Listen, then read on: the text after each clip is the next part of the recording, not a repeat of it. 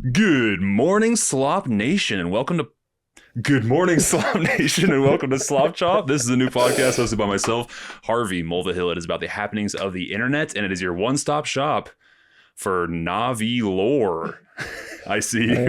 I see you.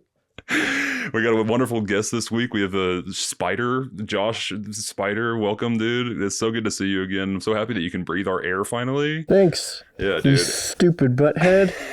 Yeah. Hey, bro. What's up, dude? Hey, bro. How's it going? We're talking about Avatar today, along with a bunch of other fun slopics. But yes. Just as a general reminder, if you don't want to hear about one of these particular slopics, you can always skip it. There are time codes in the description of every episode. Thank you. Yeah, dude. So Josh and I saw Avatar together the other day. With the whole family. The whole family. It was on Christmas Day. It was a Mulvihill first. We saw a movie on Christmas Day. Do you guys do that? Are you guys movie people on Christmas? Not well.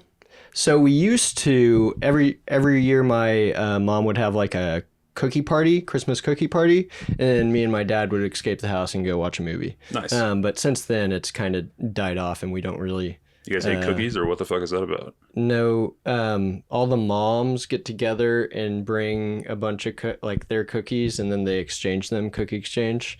It's like a lady activity. Yeah. The dude's got to go out and see exactly. a movie. So instead of hiding in the back bedroom, we'd go see a movie every year. So nice. Since then, let's see, that kind of ended like probably about 3 years ago. We've since parted ways with that tradition, but it would be nice to bring it back. I tried to go watch the Avatar movie with my dad because I've seen the other two with him, but he was not available at this time. So, and I was like, I don't want to miss out on the experience of Avatar. Fire and Ash, that's what I was about to say, the water one, but it's Fire the and water Ash, one again. It's the water one again. We'll get into it. Okay, yeah, Josh just had a child, which like this year, right? Or was that last year? No, last year. Last year, yeah. Last year, pretty crazy. Crazy. So, I mean, has your experience changed with Christmas? Do you still go back and hang with the parents, or? Yeah, we do the same. We're trying. It's a time of starting new traditions, so we're trying to start some stuff up that we used to do when I was little, like going to North Park on Christmas Eve. That's a fun one. Just we went to go see the trains in North Park. The train exhibit was pretty cool. Yeah. I mean, there's like, I want to say like 20 different trains going around this department store, and apparently they donate to the McDonald's house. I thought it was a fraudulent charge for the McDonald's house. I was like, what is this $20 for? But no, you get charged twice on your credit card. Yeah, that's fine. And I was like, why? Well, it was. I just didn't know. I was like, I haven't donated to the McDonald's house in the past like 10 days. Yeah.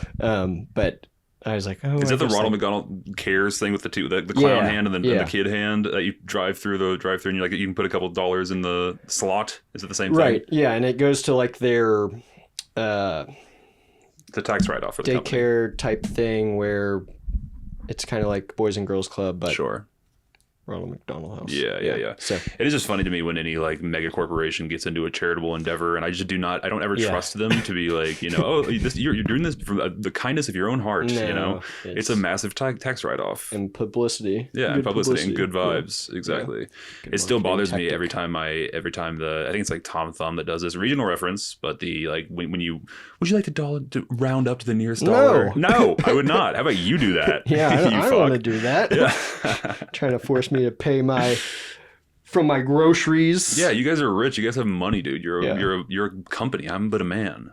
I'm just a man. Yeah, with a kid. But you got that's crazy. You have a child. It still blows my mind. Yeah, me too. Yeah, me too. When I talk about it. Yep. Yeah. Well, shouts out to you. And does he have a similar sort of hair situation? Did you get passed down? Yeah, the dreads. He came out with dreads. He's blonde and has little baby dreads. That's so cute. Just like the Na'vi. But it's blonde. Yeah. So a little bit of cultural appropriation for the Na'vi, but sure. Oh, what are you gonna do? I mean, this movie's all about cultural appropriation. It is. Honestly. Oh my god. But I ask all my guests this, Josh, and you're no different. What is your slop intake like? My slop intake this is part of the reason why I wanted to come on the pod is very minimal these days because I actually stopped watching Instagram. I deleted Instagram, TikTok. I have Twitter, but that's just for sports. But it has gotten a little sloppy the past month or so because main thing I've been using it for is fantasy football, but that's been dying down. So new things are popping up on my feed that I haven't been asking for, but subconsciously I definitely have been. I have been. I don't know if we're talking about the same thing here, but I've been getting a lot of porn on Twitter. No. I've been getting like it's funny. Yeah, we're talking about the same thing. It's so funny because I'll be scrolling on Twitter in public and it's just like it's not hardcore, but it's like very like suggestive, very like I'm like soft. Yeah, it's me that I have to blame because I'm always like ooh, like or whatever. Get that time. Yeah, more than 2 seconds. Exactly, he likes this. That's the thing that Rogan always says. Like it's possible that your ass will know you're gay before you do. Yeah, because you're like this is the time spent looking at a thing. That's crazy. Yep. But no. So your slop has decreased. So good for you. But I was wanting to come on and just kind of see what kind of slops out there recently. And let's see, was it last pod you talked about the Nedsy classified character? I did get into that little edge the corner of the Twitterverse. Yeah. And I just thought that was behavior. so it's shitty. So gross. Yeah, so bad. Very funny for him to trash the hotel room. It's very obvious what he was doing the whole time. He didn't even hide it. It's like old Mr. Beast. Mr. Beast kind of grew out of that, of like sticking a camera on someone's face. Oh, no, he still does that for sure. But it's like it's less. It's like I think it was like 2016, 2018 era that the H3s and the iDubbbz made fun of, like the people that were just so performative with their giving, and it's utterly despicable. It's gross, and I forgot who. I'm just regurgitating the same thing that I said last week, but someone gave me that point of view, which is like, yeah, but a good thing is still being done. No, and I was like, no, not at all. No, fuck you. So basically, my slop is mainly around like college football, and like NIL's been a huge thing. It's going rampant. There's this one coach for Arizona State. He just got this like huge deal with the school, like $35 million, 5 years or whatever.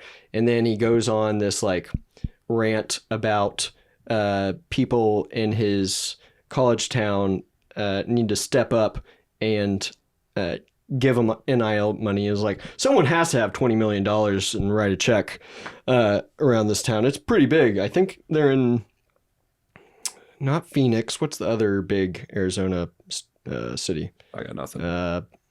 Let's say it's Phoenix. Tucson? Yeah, Tucson. Yeah. He was like, someone in Tucson has to have $20 million they're able to just give to us. I need to build this program. That's like, funny. Come on. Yeah. That's... Okay, so help me. I'm so sports literate. Yeah. What does NIL stand for? I'm a fucking idiot. NIL stands for the money that the players... You don't know either? I don't know the exact acronym. Here I was feeling like I was such an idiotic asshole for not knowing. Okay. I just know what it means financially for the players. They It's a pool of money that you can give to your people. Right. Got it. And bigger schools have more money, obviously, because, there's more donors and there's richer people.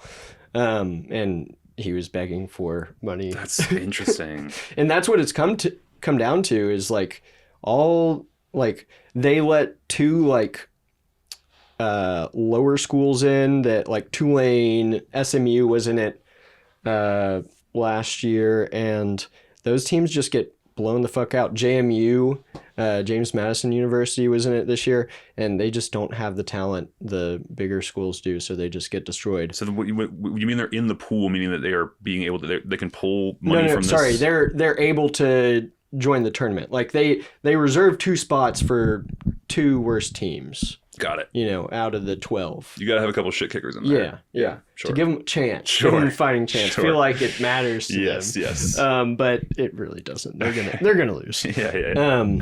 Who knows? Maybe one year. But so that's the dream they're selling. Yes. And it's never gonna happen. Is the maybe 1 year thing. Have as much money. Yeah. But That's and you have that's someone one like thing. with all the Cowboys in the world, all the money in the world, like the Dallas Cowboys, Yes. and you are still selling that dream over and over, which is interesting. Yeah. As an outside observer, that's always fascinating to me. That it has like you look at the graph of just professional sports teams or any sports teams and the amount of money that they have and that they produce. It's Cowboys, and then like then 50% less than them is the next is number 2. It's like the Chiefs, who have been in the Super Bowl the past like 4 out of 7 years. Yeah. Or it's like the good teams. Exactly. Or it's like a soccer or like an overseas football team, Manchester or something, where they get billions of viewers, literally billions in the World Cup or whatever. And football just has an absurd amount of money, and they still can't put it together. It's very interesting. Yep. Okay, so there's this pool, like this coach who just signed this fat ass deal is like trying to get. He's not trying to use any of his money for NIL, which he could. Right. I think it might be against the rules, actually. It's bizarre to me that it's a sanctioned sort of rule that you can just give people fuckloads of money legally. I always thought that stuff was under the table. I knew it was happening. Well, it was, and then a couple years ago, I want to say it's like 4 years ago, that they decided, all right, let's let the players actually have money, and this has become an issue for the NCAA because the players are starting to sue them to play extra years from COVID on. They're using like COVID as an excuse to make more money than they would in the NFL, which is wild. That's crazy. Because some players do make like 2 or 3 million more than they would on their rookie contract in the NFL. It's insane. One person in particular, Diego Pavia, he is 25. He's a senior. Mm-hmm. He sued. Well, he's not a senior. He's a year out. He should be like a year or 2 out of college. But he is suing the NCAA again to play another season. Wow. He did this last year, and he was in the Heisman running this year. Whoa. Because he's a grown-ass man. And he should be able to be that good after all that experience you had. And now he's suing yet again because he knows he will not be a starting quarterback in the NFL, and he just wants more money. Wow. And, it's crazy to me. That kind of reminds me of the employees who sue their former employer for wrongful termination or whatever. And I'm like, is the end goal to get the job back? Like you're going to antagonistically attack your place of employment and then expect like a good thing to happen? You know what I mean? Yeah. There's no future for you after. It's crazy. They're going to hate you. Yeah. You force their hand. Yeah. It's nuts. I've always been curious about that. All right, so you got wrongfully fired, or in this case, you're a 38-year-old who wants to continue playing as a college athlete. All right, you can probably force that to happen in a court of law, but like no one's going to be happy about it. Well, everyone around you is going to be pissed at you. Is it worth it? I mean, that's $2 million maybe. And like the coach is probably like, yeah, come on back, that's because true. they have a better chance. That's a good point. But yes, all the other college athletes, the freshmen that are coming in, they who's this fucking boomer over here? Who's this old ass guy that's taking our spots. So that's crazy. All right, well, good stuff. The reason, you told me, or like probably a year ago, I think it might have been your old job, that you were on TikTok constantly, like all day, and so I was curious if that slowed down a bit, or if that's. Oh, it stopped. Yeah, okay. My sloppage had to be stopped because I was in too deep. Like during work, I would be working. I was like, I'm being really productive. I need a break. Pull out my phone. 2 minutes go by. What was I working on? Yeah. And then trying to get back into it. So I was not very productive at all. Yeah. But now it's a lot better for me mentally. Nice. And it seems to be working. Surprising. Taking away social media is good for you? Yeah. No, but you sloppers out there, you keep on watching. You keep on slopping it up, brother. Or alternatively, you can potentially slow down and just let me bear the burden of slop. Exactly. And I'll report the news to you every week. Exactly. That's why I'm a viewer. I need to get that slop some way. Thank you. Yeah, dude. So I don't know. This my TikTok for me is the one that feels the worst to do. It's like it is the most. I think Sam Morril, the comedian, was like, you know what the feeling of finishing a good book. And then like you put it down and your brain feels full of knowledge. You're like, God, that was great. TikTok feels the exact opposite. Where you after you finish like a binge, like an hour, 2 hours of TikTok, you're like your brain is hurting. You're devoid of dopamine. It just strips every fucking molecule of brain power you have. It's brutal. And then 10 minutes off of it, you're like, yeah, I need more. Yeah, it's crazy. It is like it's going to be problematic for any of the iPad kids and stuff. It's problematic for us. R.I.P. the iPad kids. Oh yeah, they're fucked. It's over. Yeah. How are you going to do that with your kid? We're not gonna let them have an iPad. That's for damn sure. It's that generation of kind of millennial / what's the one above Z? them? Gen Z? No, above them. No. I don't know. Y? Something like that. Who knows? Yeah. The generation above millennials and the older millennials, they know about technology, but not that much, and I don't think they really thought through having full access to an iPad for their kid, what that would do. The thing, I agree with you, but it's also possible that they have, I don't know. I don't ever want to presume that I know better than a parent, because you know firsthand that it's like beyond exhausting, especially when you have a toddler or whatever, and you just want like an hour or two to yourself. If you can fucking hand them a tablet and suddenly they're just quiet, and you know where they're at, and they're safe and they're quiet. Like I get that impulse. It's like a really tough thing to have to put back, and especially, I mean, now these kids have gotten used to it, and you like remove it from them and they have a full-blown attack. They like basically a brain aneurysm for not crazy. Getting that dopamine from what's the not Miss Rachel, there's another one that's really not Bluey. Bluey's actually pretty good. I've watched it and I'm like, oh, this is nice. I've heard this is very common. They've got stuff in there for the parents. It's like an actually well made show. Coco Melon. Melon. Yeah. That one. Yep. I've watched videos of like the parent just playing the intro song. Yes, dude, I have firsthand experience here. I have firsthand experience here. Creepy, man. So literally, brainwash. We were at a brain control. We were at a family gathering a couple years ago, and again, this is. Sorry. Okay, couple things here. A, I've told this story before on the podcast. B, I hate it for your new viewers. No, exactly. But what I was gonna say is I hate it when when I listen to a podcast and someone's like, did I say this before? Fuck, I should have. Did I already tell this? That shit's annoying, and I want to stop doing it, but it's really hard to stop doing it because you just feel like you're spinning your wheels, right? Yeah. So that's where my brain's at right now. So apologies for the interruption. Fuck you if you've heard this before. Just listen to it again. You can skip it too. Yes. There's timestamps. Yes. Dude, we were at a family gathering a couple years ago, and what's cool now as a family, we call it Family Christmas, and it's for the whole extended family. We have a massive extended family. We're 25 first cousins on my mom's side, and a bunch of now they all have kids, right? So as I was growing up, you got to every year come to family Christmas and see all your cousins and aunts and uncles, and you're all in the same room for a weekend, right? Bonding, having a good time. Exactly. Playing board games, watching movies, doing all kinds of fun stuff. Yep.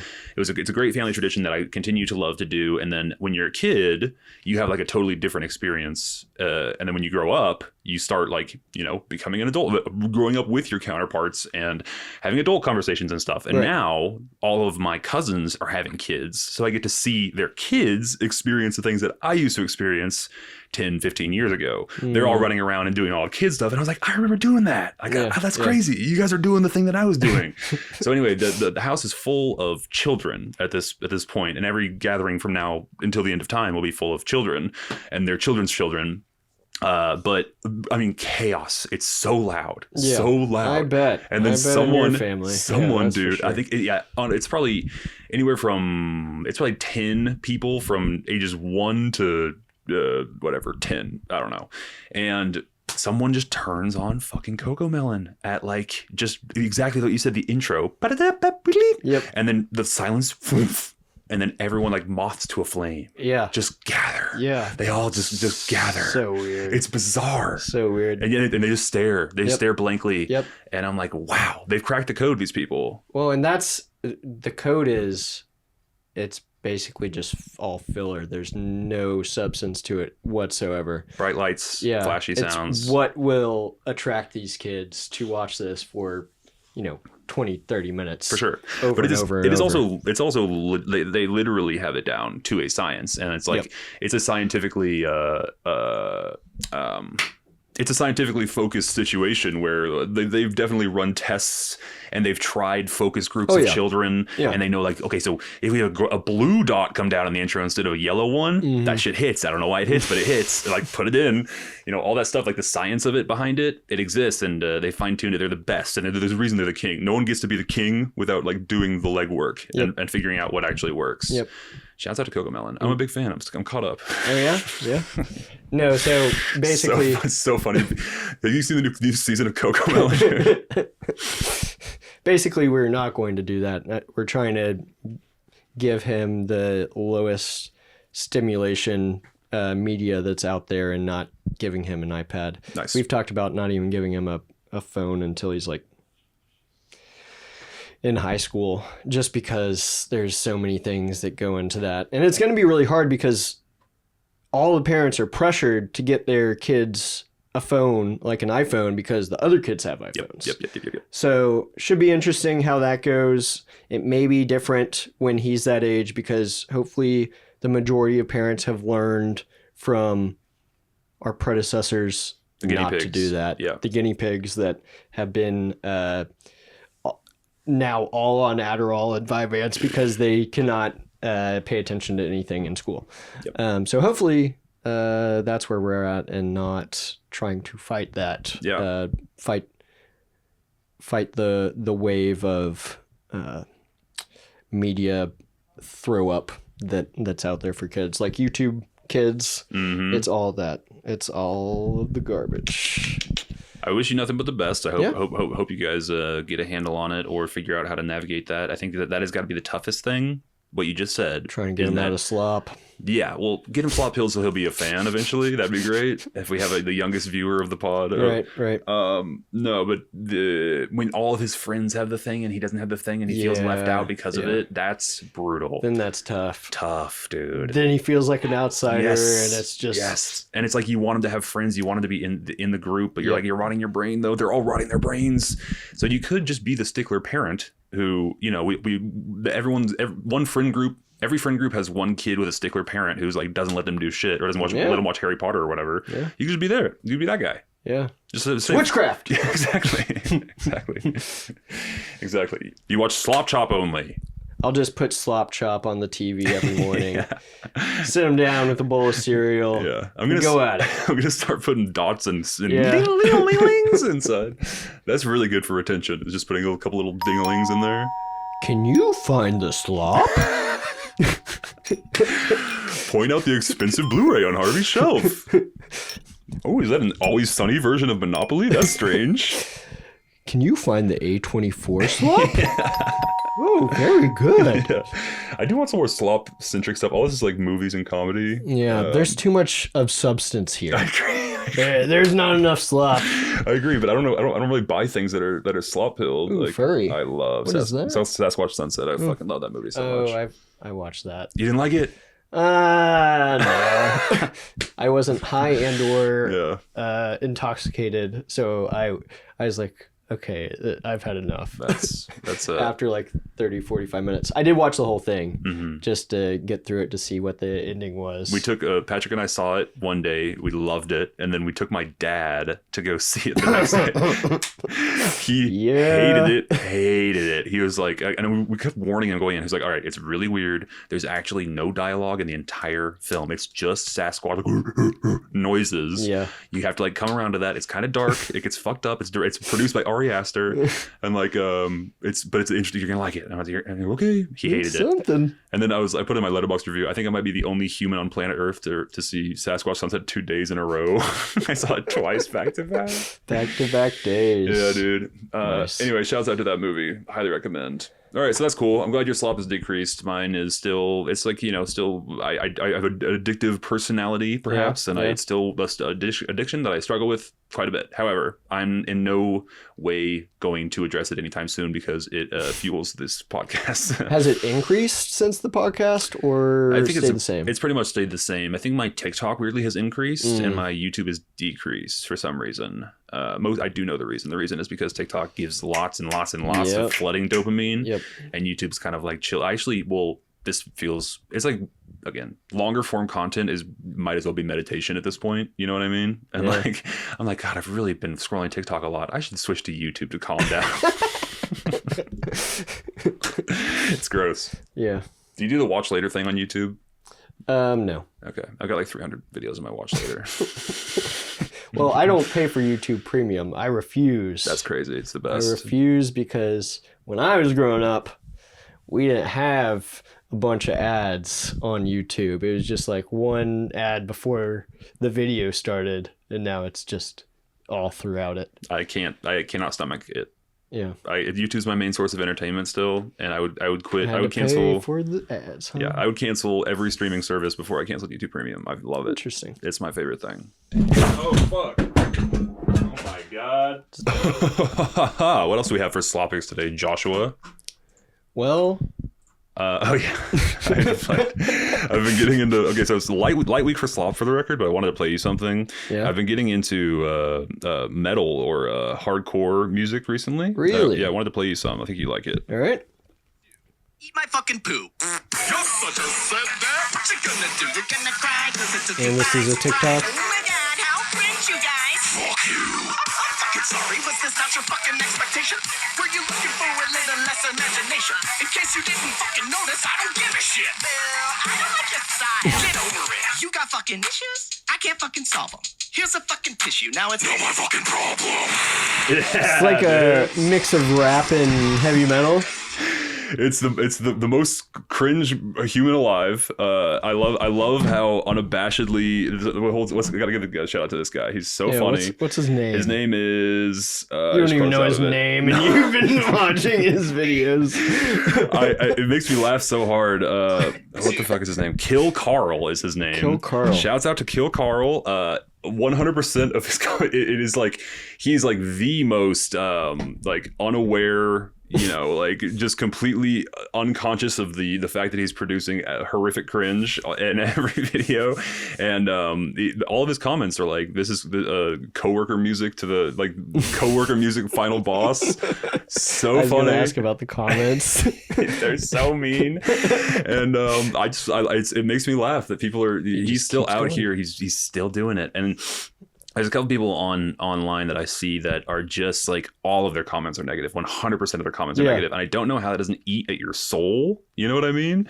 And like he just keeps grinding. He keeps putting out this trash. I think he's doing it for the comments. Maybe. Or it's also possible it's like a super elaborate bit, you know? It's like a spoof of heavy metal. And I don't think that's what it is, though. I think it's genuine. It. I think it's genuine. I think I think he thinks that he's creating interesting music, which is again hilarious. It is interesting. It is interesting. I actually have a lot of friends that are into actual metal, hardcore music, and I keep trying to get into it, and it's just not my jam. You played them this? I played them this, and they don't, for some reason, they're not taking to. I was like, this is what I like. That's this really is messed up.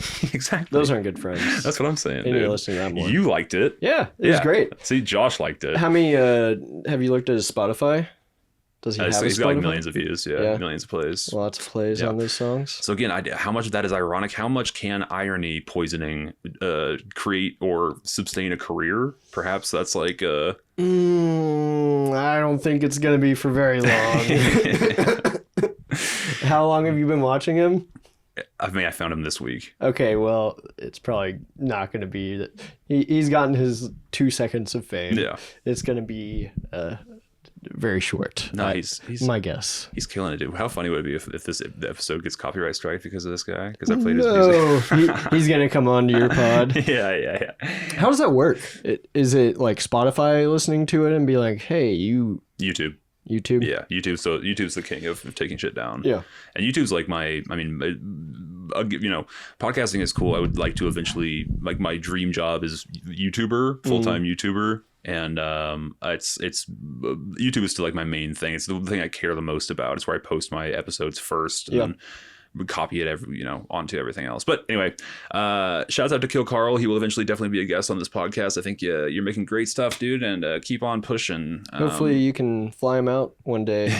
Yeah. Or he might live in this area. Dude, how crazy would it be if he lived in Dallas? He's definitely in the South. He's probably like a Louisiana guy. I mean, TikTok's, geolocated, so he could be close by. Because a lot of the things I noticed when I was watching TikTok, it'd be people from around the DFW or Texas area. Yeah. So he could be close. My cousin made a great, interesting point recently in that there's, he was like, okay, so Hollywood is dying. There's like the traditional sort of movie / TV thing that's been around for decades is finally dying. It's about to breathe its last gasp. Yeah, Warner Brothers is about to. I mean, movie theaters are about to die because Netflix is going to take every single piece of IP left and just put it right on their streaming service. I hate it. I hate it too. So I'm a sad. big fan of the theatrical experience. It's a shame. However, it's also possible that they pivot and that they start just becoming a theatrical release company. I could see that happening. That's what they say they're going to do right now, but it does affect their bottom line. Did you see the last thing Netflix, or the rumor about Netflix, Tell what me. they're going to do? The rumor is that they're only going to have movies in theaters for 17 days. Fucking hell. That's only a little over 2 weeks for you to be able to go to a movie and watch the movie. Like with Avatar, I wanted to see it as soon as I could because I knew if I didn't see it, it was probably going to be on a streaming service, on, what is it, Disney, right away after. And that's what Netflix is going to do with all the movies. And I think they are just going to shove them all on there. I hope that they have enough people, like Warner Brothers has enough pull to kind of alter that decision, because can you let Toby out real quick? I'll keep talking. The only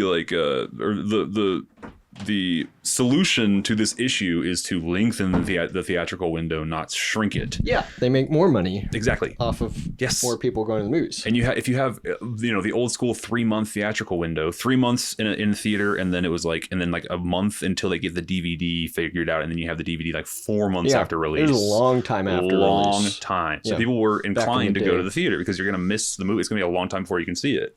Mm-hmm. And now people just don't give a shit. They'll wait. And there is something too where humans are social creatures, and getting together and experiencing a thing in a dark room, it's different than watching it at home. It simply is. You share emotions being in that same room, watching the thing.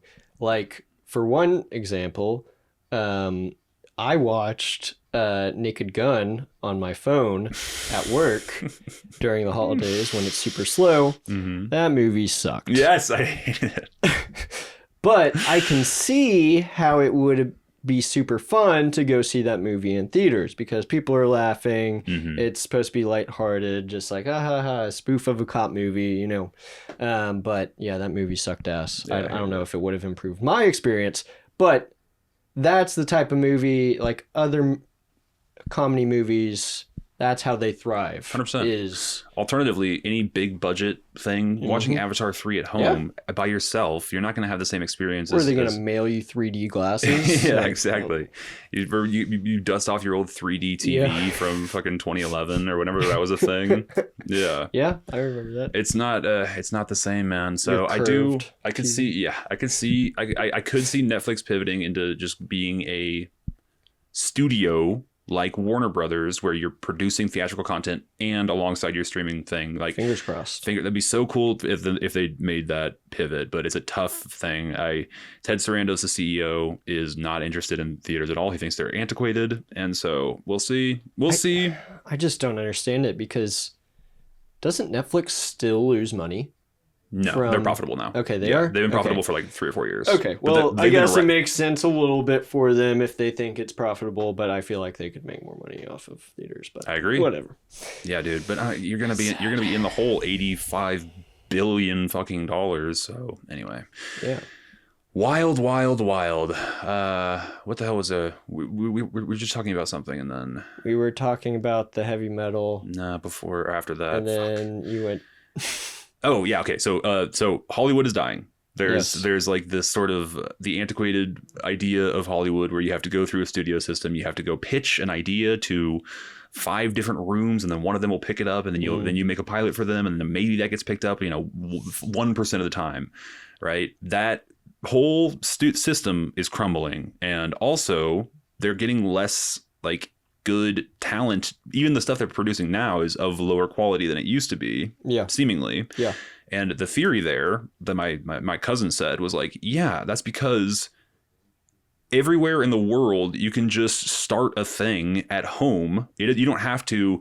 The old idea of having to move to New York or LA to begin a career in entertainment is dead. That idea is gone. Mm-hmm. And also the people that are still doing that are kind of like behind the times even. You know what I mean? The people that are really on the forefront are the streamers and the YouTubers and the TikTokers, right?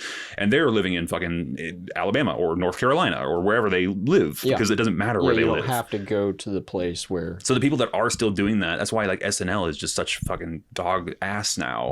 Is because people that are still like, the idea of you needing to move to New York and to get on SNL to become a comedian is so old fashioned. Right. They can do it on TikTok. Exactly. So all the people that are at the forefront, at the bleeding cutting edge of the slop game are just doing it at home, So that's why you don't have the influx of, because the infrastructure is not there anymore, or it's crumbling. People aren't, your top talent, comedic or talented just individuals are not moving anymore to do the thing. They're just doing it from wherever they're at. Right. And they can be their own boss. They don't have to worry about, a contract that they do with SNL.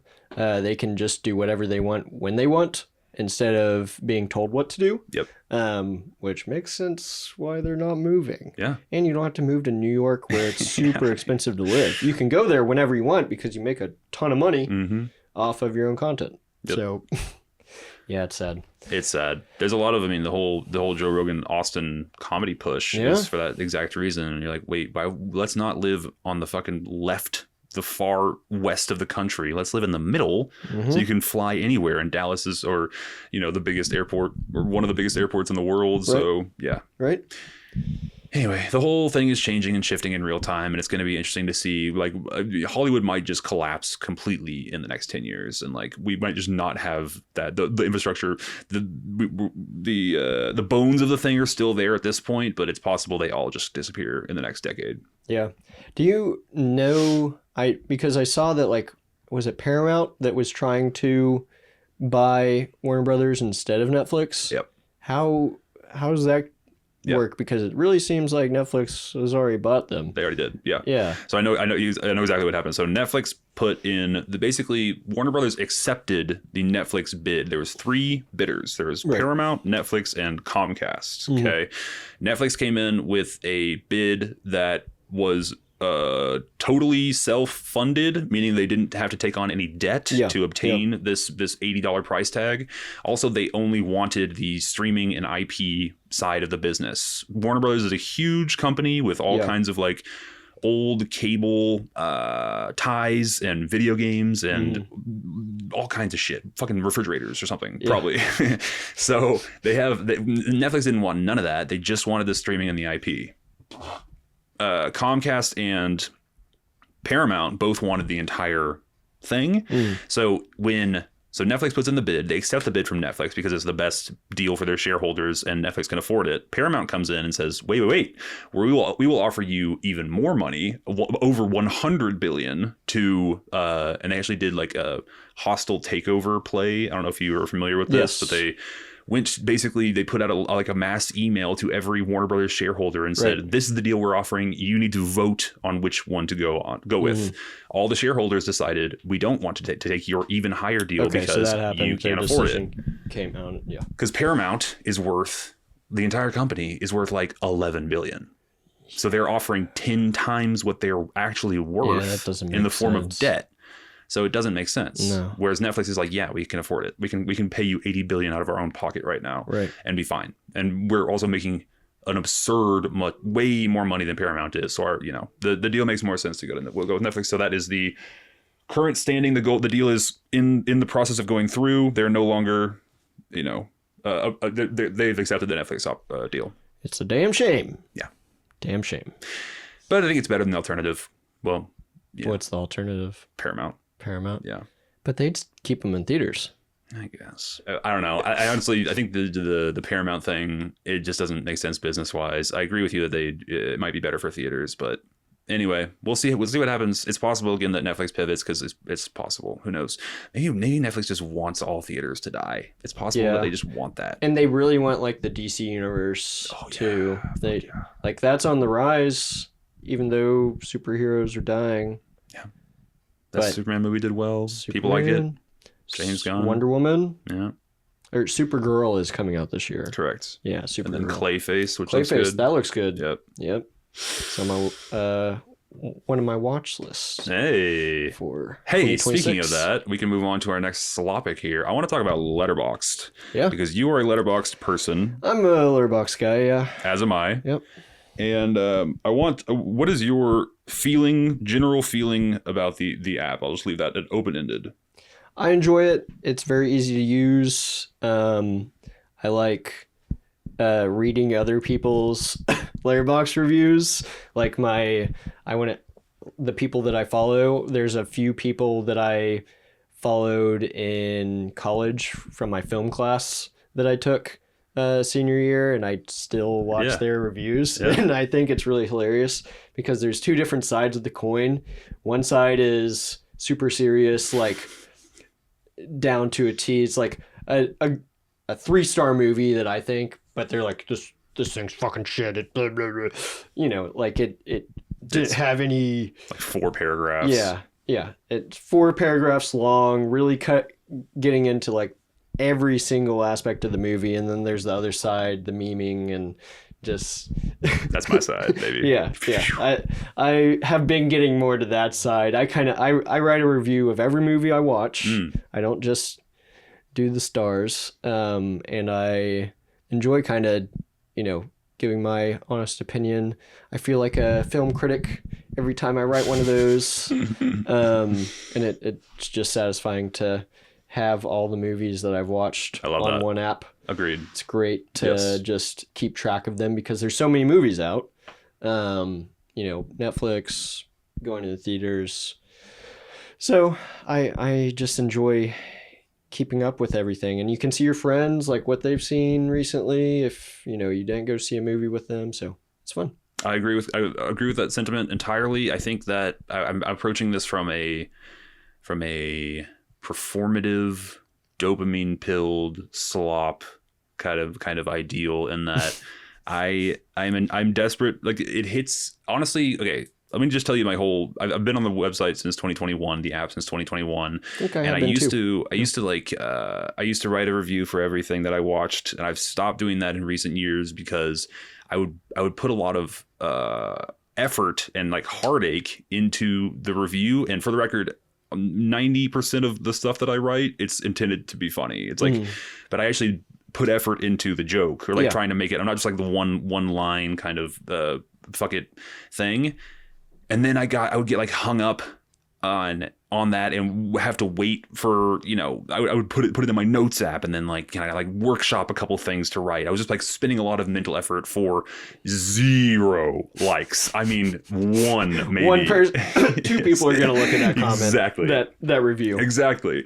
And so that was problematic. So then I eventually just started, like, if I had something interesting to say, I would say it. If not, I'll just do the stars. But there is like I feel like I'm performing for some sort of an audience that doesn't exist. Yep. And I feel like I need to be on point for an imaginary group of people. You know what I mean? It's like Twitter in like 2000. Yes. Great comparison. Yeah.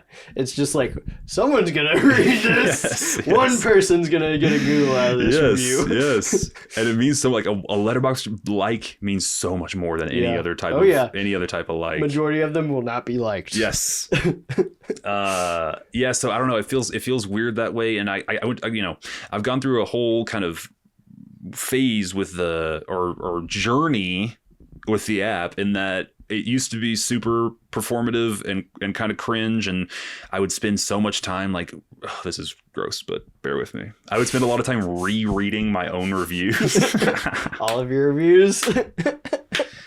And I would like edit and like them. fine tune. It's so gross. I did that a lot, and then I kind of grew out of that. And then I got to the point where I was like doom scrolling lists of movies and like compulsively adding things to my watch list. That's how I was at the very beginning, and now I have way too many on my watch list. It's just like, well, I don't even go to that watch list anymore to look at what I need to watch, because it's like, there's way too many. That's too overwhelming. I'm just gonna go and watch movies that I want to watch when the time's right. Yeah, I still have the fantasy that I will eventually get around to all of them, even though I know it's never going to happen. As a matter of fact, there's more added than watched. 100%. Yeah, 100%. Every year, there's 3 times as many added to the list as there are taken away, or 5 times. So I actually follow this dude who's dead. And he's like a heavy letterboxd user who's now dead, and it says at the top of his page "in memoriam," and it's like it freezes all. Like, you can't comment on any of his stuff. Yeah, it's like this page has been preserved for all time for everyone to enjoy, but this guy's dead, and it's a grim reminder because he has like 2,000 movies on his watch list, and I was like, oh yeah, you're just gonna die. Oh, that's depressing. Yes, dude. Oh, yeah, that's. Yeah, I'm just gonna fucking die. I'm not gonna get around to these. And then I also have the thing of, okay, if I watch a movie every day for all year, how many years would it take to clear out this watch list? And it's like 7 years of a movie, 365 days a year. And I'm like, okay, so I could. In memorial of Harvey Mulvihill, 7,000 movies. Exactly. I'm gonna get through fucking 10 of them and then die. Right. But the other thing is, I'm not watching a movie every day. I'm not doing that. No. There's other things happening in my life. It's so hard to do. Yes, I did that. Yeah, for how long? While I was ill, severely ill, I watched for 23 days. I watched a movie every single day. Nice. And that was hard to do when I had nothing else to do. So I can't imagine watching a movie every day for like 365 days. With a job. Yeah, with a job and other things to do. Exactly. Like, it's impossible. Working out. And it's like movie fatigue after I got to like week like 2.5, when I was like 17 movies deep. I was really feeling it. Yep. Like, do I really want to watch another movie? Yeah. Like, I just kind of had to stick to it because I watched all the way up until August 22nd. I watched from August 1st to August 22nd. And it was a fun time, but it was getting a little tough there at the end. I really had to power through, and that was only 22 days. And I love movies. Yeah. But there's definitely... Yeah, you're not getting through all those movies. It's never going to happen. I still live in the delusion that it may eventually happen, but it's not going to happen. So I've come to terms with it. I used to do this also. Another compulsive kind of weird thing is I would keep a tally of the number of movies on my watch list in an Excel sheet. Just let me explain this to you, okay? And then weekly, I would update the number. So it was like weeks going down, and then the number of movies on the watch list, and then like a third column for like +5, -4, like I like the data. I like seeing it.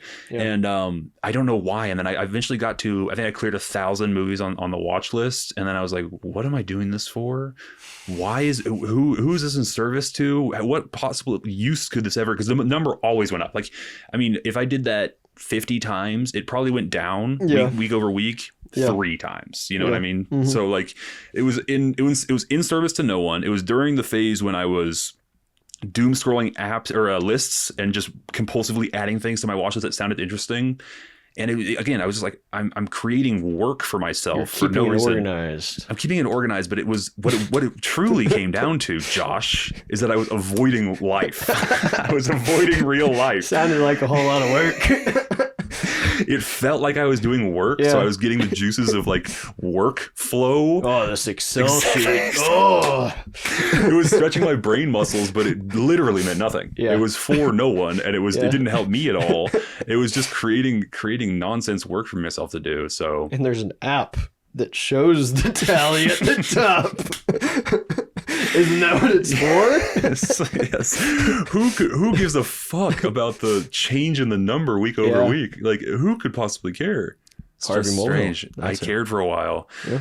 God, I got to the point where I was, this is, again, embarrassing, but I was in like a movie Discord and I was sharing this data with people. I was like, check it out, guys. Like they were like, okay. Were they like, oh, good job? No, they were like, mine's up to. no, they were like concerned, or just confused was the vibe of like, what's the point of this? And I just couldn't see it at the time. I was like, no, that's just cool. Dude, I'm doing Discord. work. Yeah, I'm working.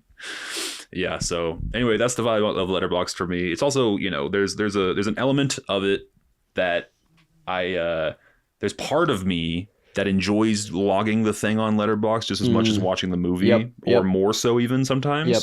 Even especially when it's a shitty movie, when it's a shitter, those are the movies where I just do like a one sentence. I'm like, fuck this movie. Yeah, absolute dog shit. And that's more satisfying than watching the movie because I'm like, yeah, this is bad. Yeah, you're screaming into the void, but your voice is like, it's small, but it's there. Yeah. It's fine. It's just a monitor. Oh, okay. Yeah, that happens every time. All right. Our setup will eventually improve. Hey, right now, I love this setup. Thank you so much. Gives me so much light. Yeah, I appreciate it. No, it's not ideal. And then like every time I have a guest on, you see this part of their face like 90% of the episode. So shouts out to you guys for my video watchers out there. But anyway, eventually we'll fix it. All right, so that's Letterboxd. It's very strange and a bizarre phenomenon. I still enjoy the app quite a bit. I think, cool. It's by the way, in terms of my most opened apps, it's up there. Yeah, me too. Yeah, that my fantasy football app and Twitter. Those are probably my three. Yep. But the most satisfying definitely is Letterboxd. Oh, 100%. Yeah. It also feels the least gross. Oh, yeah, for sure. Because you're learning things about different movies and you can see what new movies are popular with your friends. It's great. Yep. If you don't have a Letterboxd, I suggest you get one. But if you don't like movies, then probably it doesn't really matter to you. But yeah, I like Letterboxd. Me too. I got Oscar, one of my friends, onto Letterboxd. He has one. Nice. And like Sean only looks at my reviews and your reviews. I hate that. I have so many friends. They just watch yours. It sucks. My friend Adam will Letterboxd text lurker. me. Yes. He has a letterbox that I made him make one. He texts me angrily when I have a movie that he likes as lowly rated, like, and then he doesn't rate it himself. Yeah. I'm like, you can't give me shit for doing the thing if you What's don't. your rating? Yes, exactly. He's like, use that. Shut up. If you're watching. Yeah, fuck you, man. Yeah. He doesn't watch this. Oh, okay. All right. We should get into Avatar, I think. We can It's about damn time. I see you again. I see you. You should do the mask just for this. Oh, for a second. This is why we're really here, ladies and gentlemen. This is what we came here for. Josh will be recording the entirety of the segment. Sound like Darth Vader. It's actually really close to Darth Vader. Yeah? Yes, when you do the breathing thing. That's wild. Dude, you'll hear it when you listen to this. The spider doesn't sound like that, strangely. No, spider just sounds like a dumbass. I don't know. My least favorite character, if you didn't know that. That's but crazy. I might be him for Halloween. I might just keep the whole get up. I was thinking about returning it after this episode to Amazon because fuck them and sure. I don't really want to keep it. But I might keep it just for Halloween this coming year because this would be pretty on point culturally. Yeah, in 10 months? Yeah. Sure. Yeah. People will be like, who are you? What is this racist hair that you're wearing? Oh, I'm Spider. Let me get my mask. Yeah. All right, You'll know after. You can take it off. Is Dixie scratching on the door? Probably. Yeah. You want to let her in real quick? I didn't realize I was the dog handler for this episode. Come on, pups. Dixie cheek. What are you doing wet? Did you get a bath?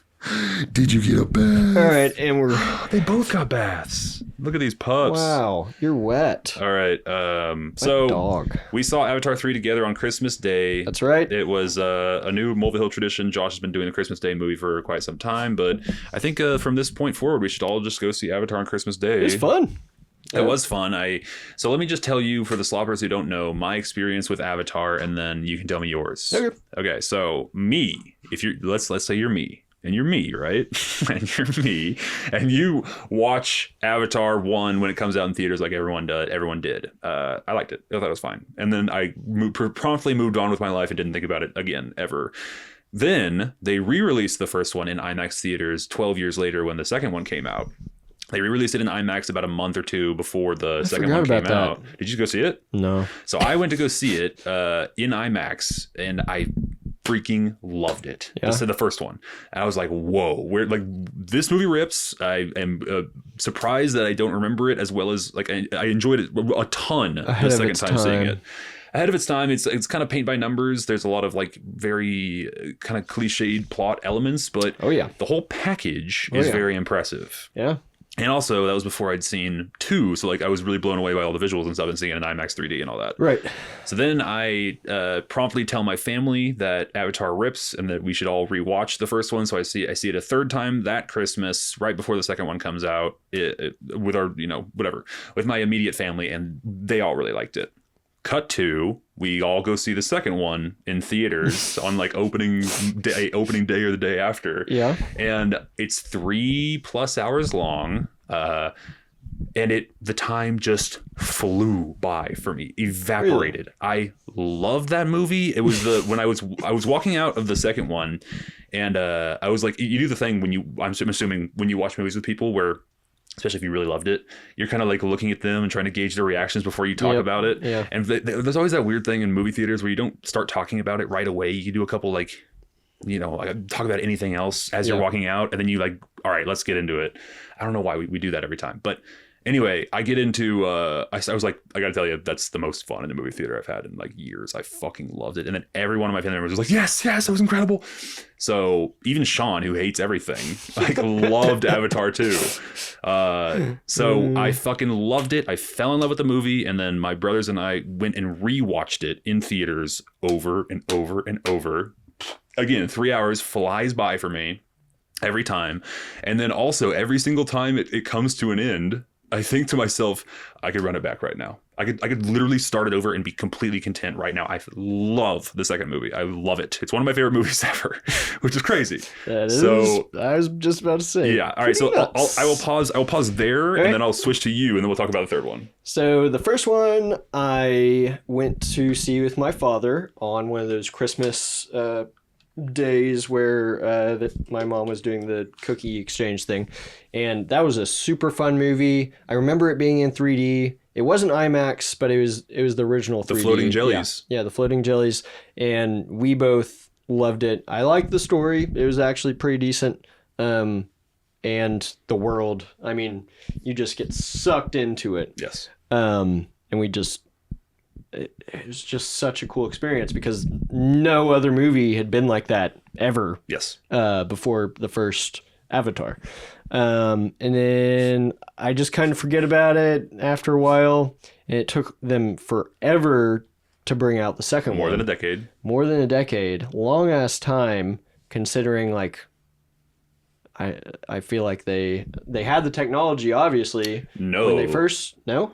Well, the first one, and then... The jump from 1 to 2, if you watch them back to back, it's massive. Massive. The second one is shockingly way better. Because I saw them back to back, so I know... I need to watch the first one again. Yeah. Because I just watched the Way of Water the day after I watched Fire and Ash. Interesting.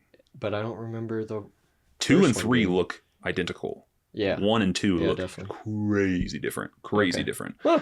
But anyway, the jump from 1 to 2, Cameron was waiting so long because the tech wasn't there for what he had in mind. Okay, and, that makes sense. Yeah. Then we went to see the second one.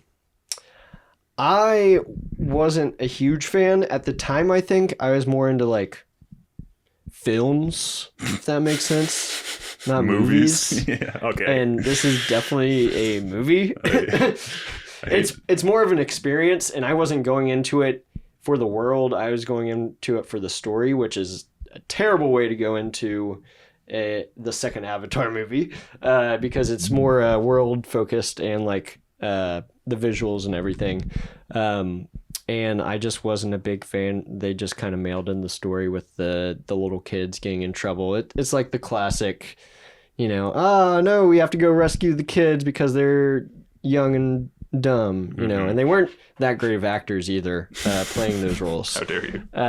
Especially Keep talking. my lovely Spider. Your namesake. So that brings us to the current day. So you only saw the second one once. I only saw the second one once before I went to watch Fire and Ash. Okay, we go. should have watched it before I went to watch, but I didn't really. No, you made the right decision. Yep. Yes. We all, because they did the same thing they did with the first one, and they re-released 2 in IMAX theaters Right. 2 months before the third one came out. So we all went and rewatched it. Yeah. Loved it just as much. It's been, it's probably been 3 years since I've seen the second one, or 2 years, whenever it came out. Loved it just as much. I think it's incredible, and that movie's near and dear to my heart. Yeah. It's silly. There's some cheese. Yeah. But I think I am of the opinion that the third act of that film is better than most third acts in any action movie. I think it like crescendos into this unbelievable 30-minute action scene that's so tight and so impressive and so well edited. The whole movie is really well edited too. So I was, again, blown away by the second one, and I could not wait. This is the third Avatar Fire and Ash movie I was looking forward to very much. Easily my most anticipated movie of this, or now last year, 2025.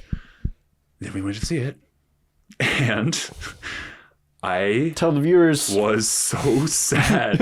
I was so sad, so disappointed.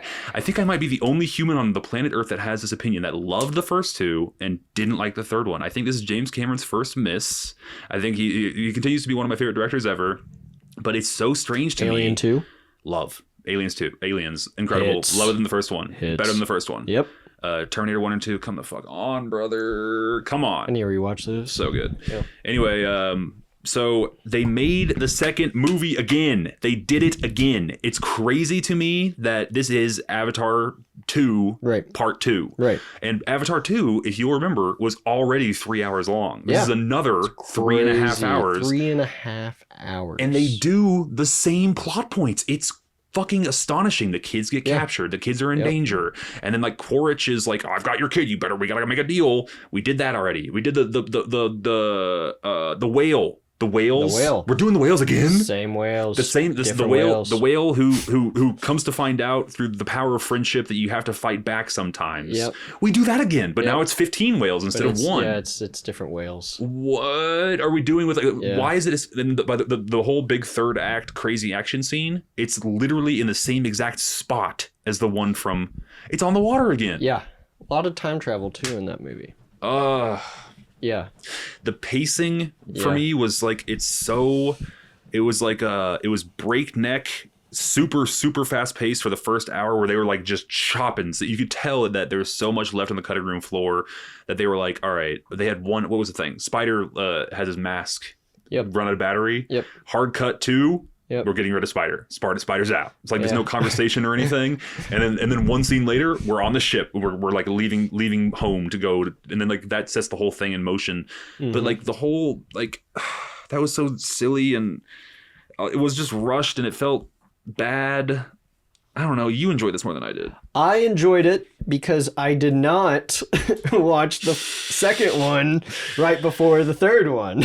And I totally forgot the plot of the second one. The only thing I remember was the kids getting in trouble. And, Sully has to come rescue them, blah, blah, blah. But the third one, I just kind of went into it with an open mind and more for the world, opposite of the second one. And I loved it because I didn't remember anything from the first 2. Yeah. And that's kind of how you want to go into it, because it was the exact same movie as the first 2 combined. Yeah. So it was really cool. I liked the fire. I liked the fire stuff was cool, but I feel like it was underdeveloped. the bad gal. She was cool. She was cool. Quaritch like getting progressively more and more Na'vi was cool. Yeah. There was some like kind of kinky shit that was cool. Went into it, and I was like, oh, there's kids watching this. Yeah. It so- got sexual. Yeah. I like the coyote or the peyote trip. That was fun. Yeah, that was very cool. But I went to watch the second one the day after, and I was like, oh, that movie wasn't that good. It was the same thing.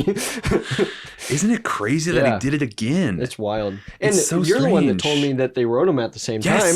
Yes. So how's that work? They wrote and shot them back to back, and then but it's like they forgot. It's like they forgot, or it's like, but no one. I think it might be your classic tale. Your Kanye West or Dave Chappelle, where you're the king and no one touches or says a bad word to the king. Yeah. And if you're James Cameron, the meme of like never doubt James Cameron because he's always going to pull through. Avatar, everyone's like, I'm going to make a second Avatar maybe 12 years after it can, the third most, biggest box office smash of all time, right? Right. So the meme is like you don't doubt James Cameron. He's got a plan and it works. Like he makes freaking hits over and over consistently. Which I think this is his first flop. It's not doing super well. It's not like bombing, but it's not doing super well. Right. And it's just getting like mixed word of mouth. Like people saw the second one and they're like, that was incredible. You should go see that in the theater. It's really fun. And people rewatch it like myself. Still got 2 more. Allegedly, if the quote is like this third one has to make some money first. So I think we're on hold, but they wrote and shot 2 and 3 back to back, and apparently they shot like a couple scenes for 4 also, but that's just like in the hard drives at this point. But yeah, it's so obvious that they did that, and like it's so the promise of the second movie called The Way of Water. You're moving from the forest to the water, right. And then the whole movie's about water, right?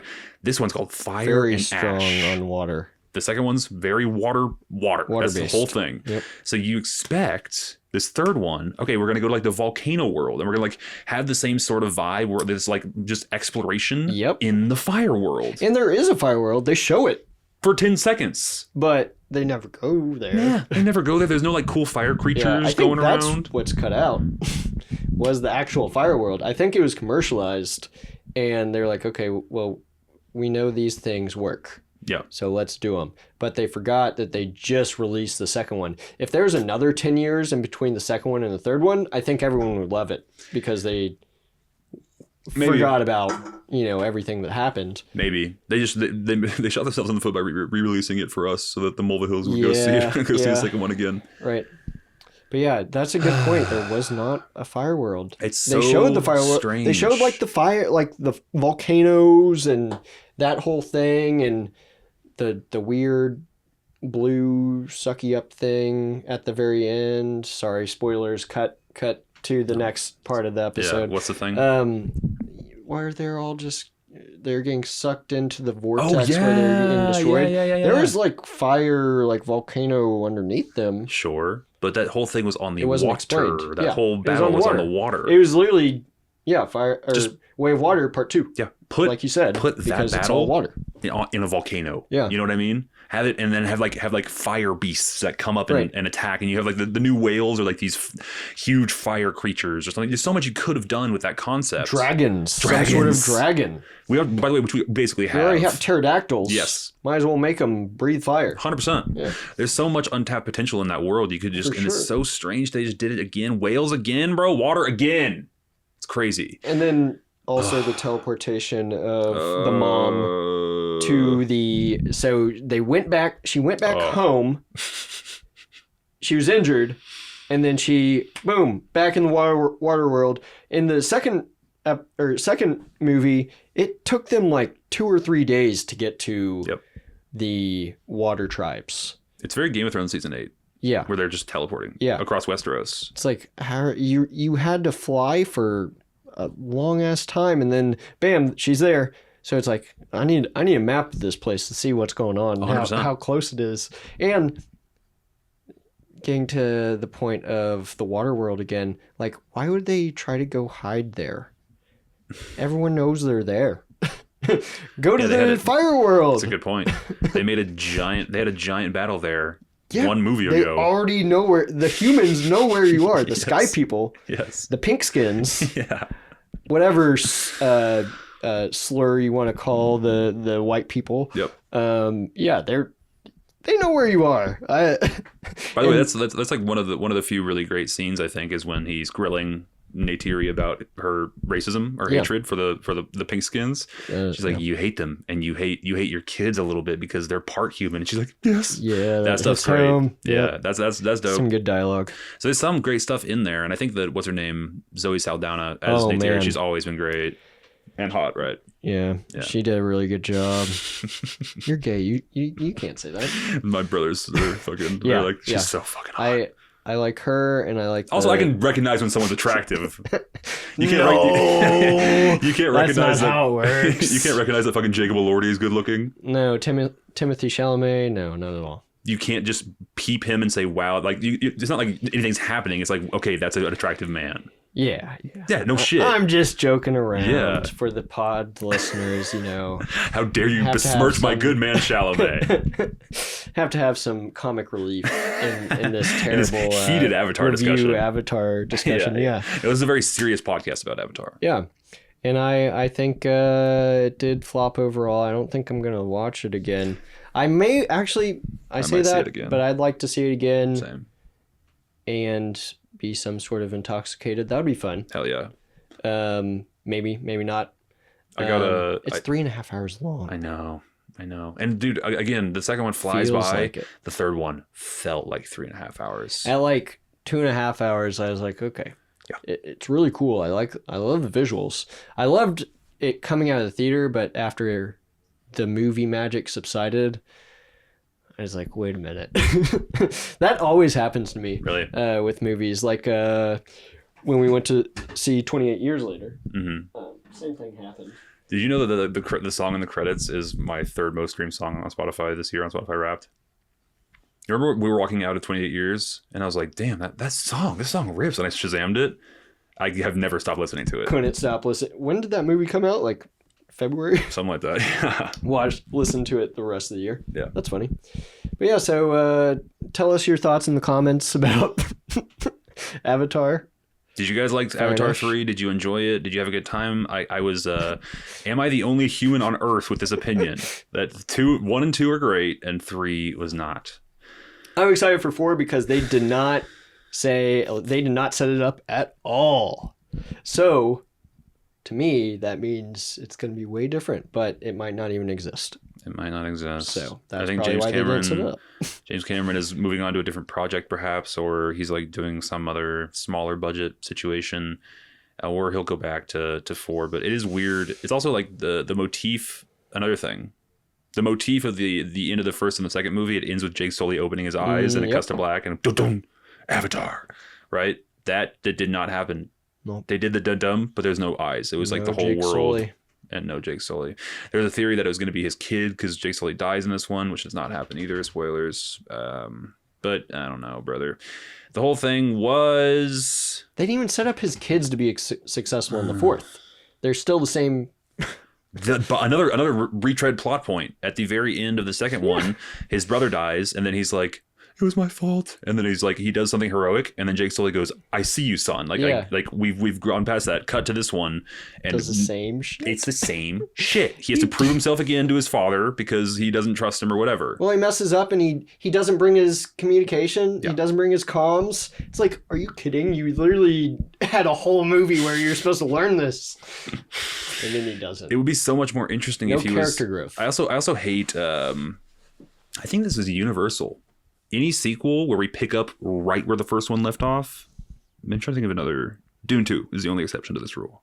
Dune 2 is a perfect, incredible masterpiece. But every other time we pick up immediately where the first one left off, I'm disappointed. I want a time jump in between like a movie sequel. Yeah. If in between 2 and 3, there was like a couple years and perhaps their kids are like older and they're more battle worn now. Right. They can't do that though because they shot them back to back. Right. God damn it. Well, what you gonna do? I'm going to be sad, and we're going to move on, I think. But shouts out to Avatar 3. I guess you disappointed me. I will see you again, though, probably.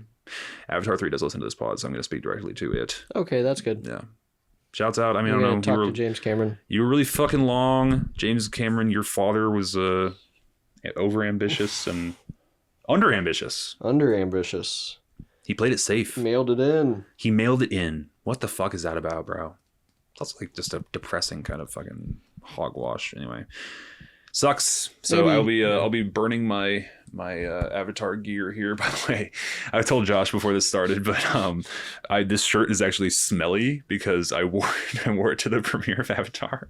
I was gonna wear the hair, but I just couldn't. I was too embarrassed. Oh, that's a good idea. Ceremonial takeoff. Taking it off. We'll burn it after the episode. Fuck you, Avatar. Yeah.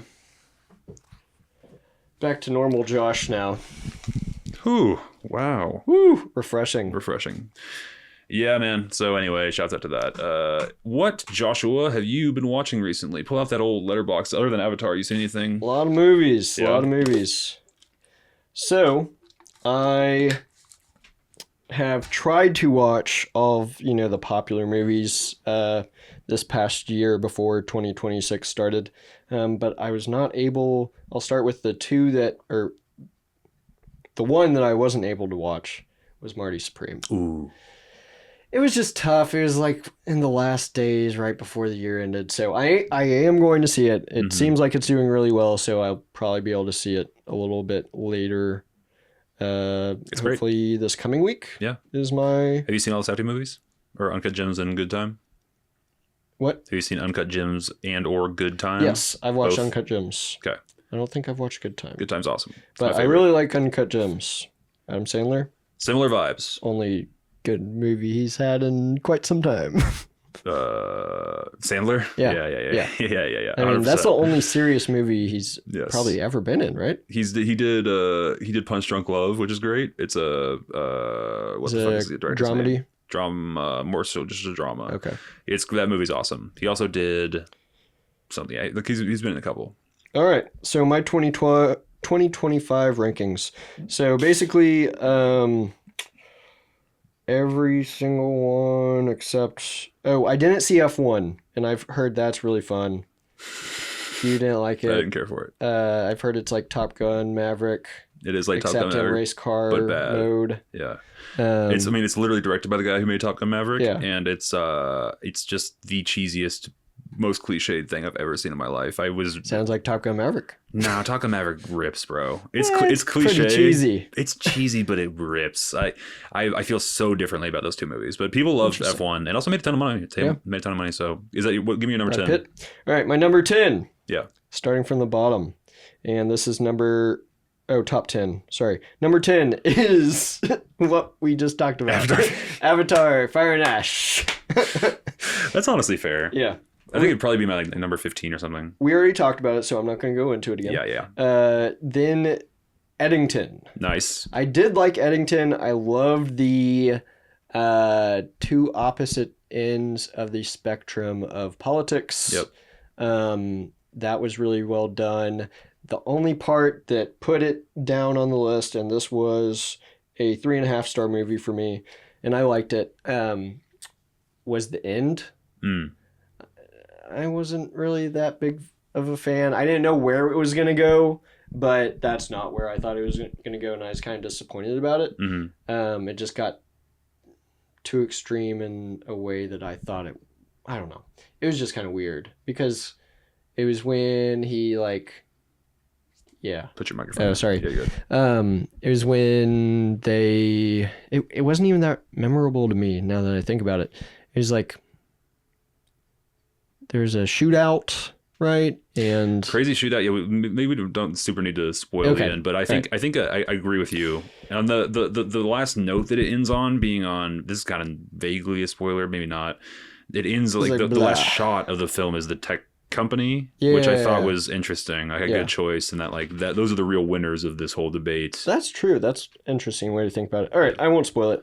I'll just give you the next one. Quick thoughts on Eddington. I agree with you completely. I actually bought it on 4K because I want to rewatch it. I've only seen it once. Lots of interesting themes. I do want to rewatch it. Me too. There's I've been down to going rewatch on it if you in that. want. Yeah. There's I love Ari Aster. I think he's one of the best at doing it. I think he's got his camera work is really, really great. That whole shootout at the end with the whomp, whomp, That's whomp, true. moving camera is That was awesome. But tons of like, it's like a miserable movie to the point where I was physically uncomfortable watching it because it was like reliving the sort of shared trauma that we all went through 5 years ago. It's the first movie I've seen about 2020. Super accurate. Super accurate. That's what I really liked about it. It was very on point. And it's like it's also, it is so not trying to hold your hand or be audience friendly. It's trying to be miserable and like put you through it. Right. So it's a tough sit for that reason, but it's really interesting. I got to say though, like looking at my like top 10 movies, there was a lot of good movies this past year. 100%. Like way better than 2024. I honestly don't remember what even happened last year, but I agree. Yes. So the next one, and you'll disagree with this, is 28 Years Later. I enjoyed it. It was number 8. Yeah. A lot of good things. I'm really excited about part 2. Hell yeah, dude. Have you're a big fan of the Marvels? Nate Acosta's last film? No.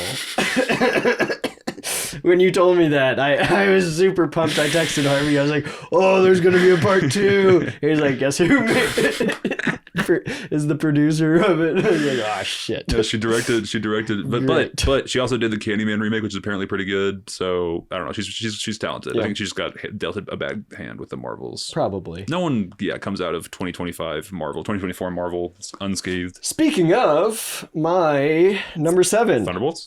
Let's go. That was a good ass movie. I agree. Best Marvel movie, and I don't know how long. 1,000%. It's been a long time. Yes. Probably since Endgame. Yeah. It was a good movie. Agreed. And it did really well. I thought it was a really good idea to change the name halfway through to keep people interested, and people probably got more people to go see it after because the name Thunderbolts is just a really shitty name, and they hit that on the head. By the way, I half called it because they had the asterisks next to the title for the whole thing, which is really another smart marketing decision. Interesting choice. And then I thought for sure they were going to do the Dark Avengers, not the new Avengers, but I was like, but that smart way to do it. And then number 6 is Superman. Nice. Super fun. Hell yeah. Super fun watch. James Gunn. Gotta love it. Yep.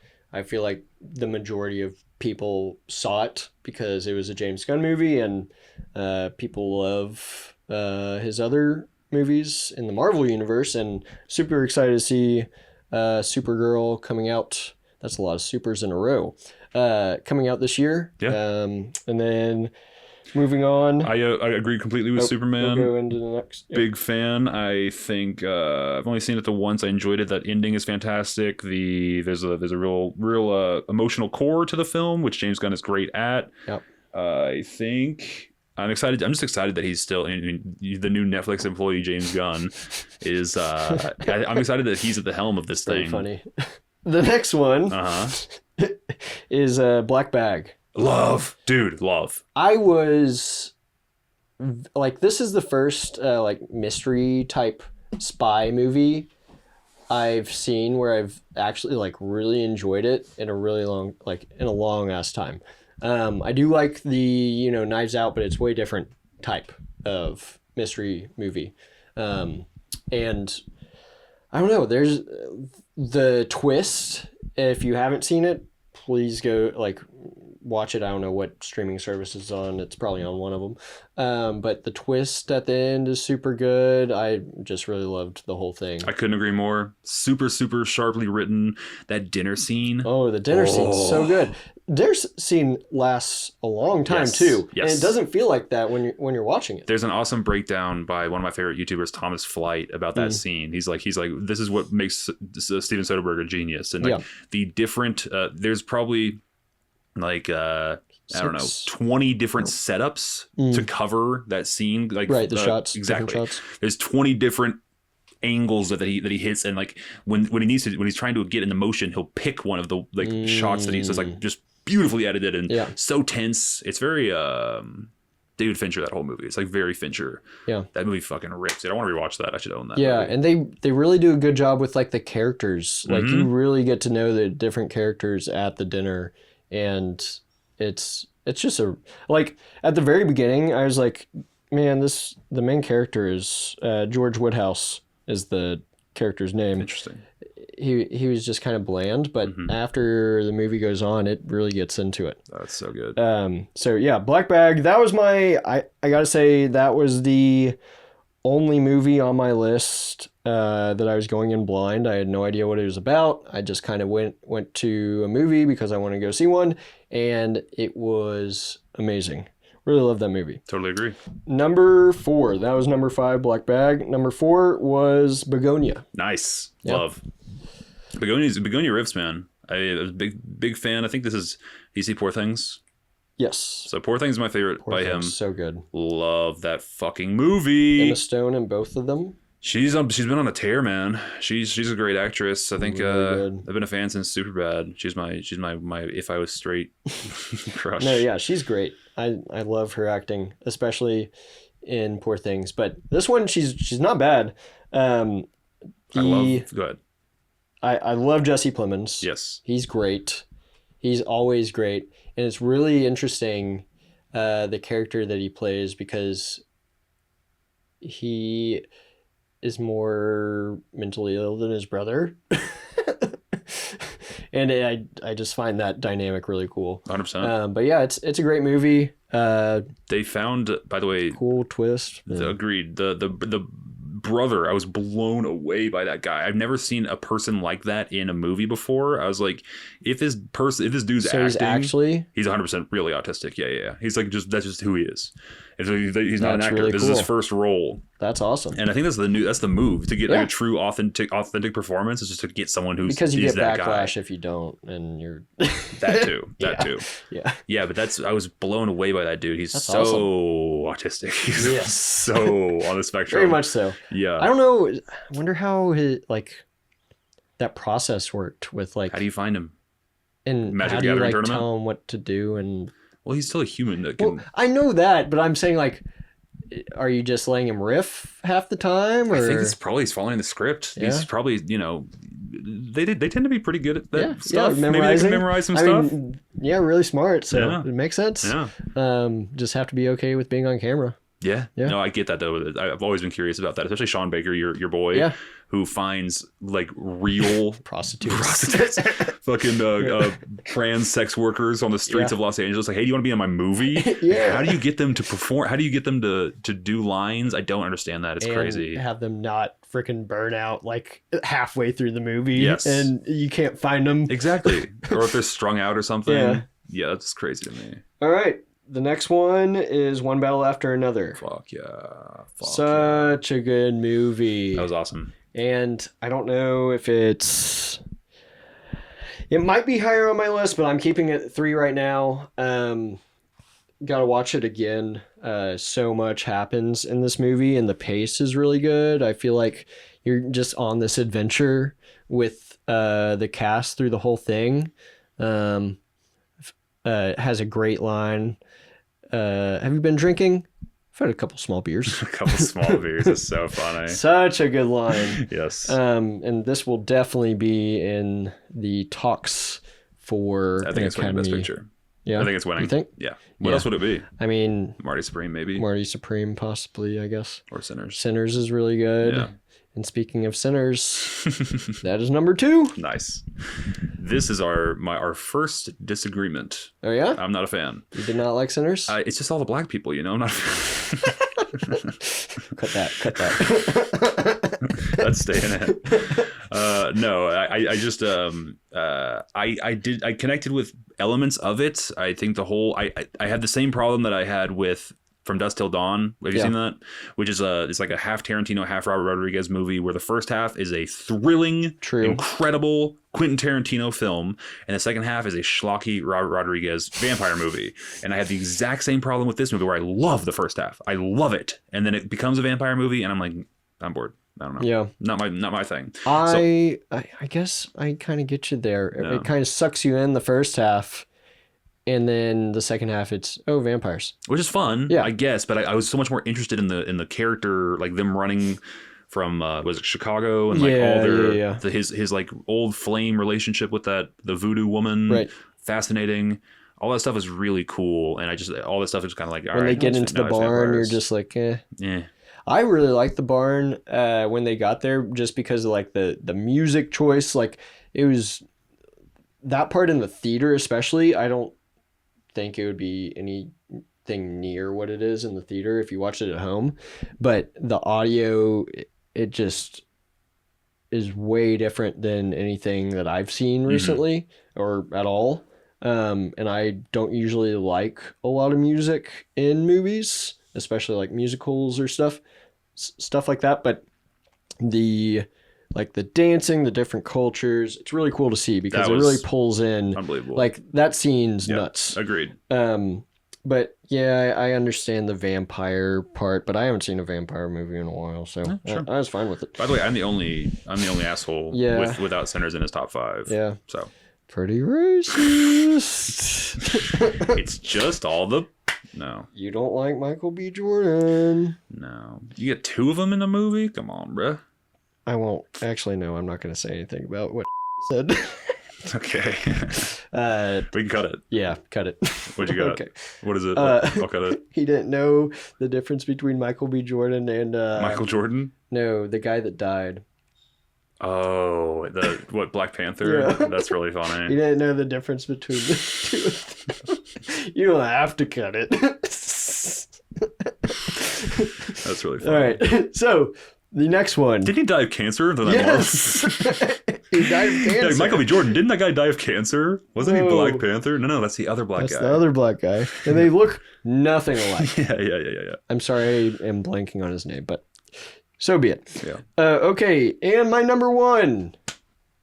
Weapons. Oh, shit. Let's go. Yep. Nice. It was a great movie. I love Weapons. I saw it twice. It's my type of movie. I would not say it's a horror movie.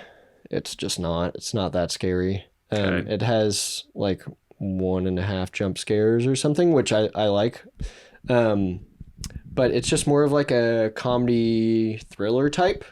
I would say it's not a comedy until the very end. Yeah. But it's, I don't know.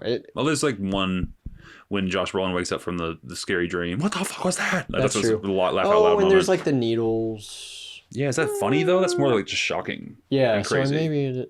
I don't think it's a comedy. I think there's like comedic elements, and it turns into like a full-on comedic farce at the end. True. The whole I read a letterboxd review actually that was like this whole movie is a 2-hour setup for an incredible joke. Yeah. It's like Barbarian. It's 100% like Barbarian, but I like Barbarian more personally. But I love. I mean, when a comedic director approaches horror, it's interesting to me. Jordan Peele the same way. Mm-hmm. They have such a fascinating sensibility with it. True. Yeah.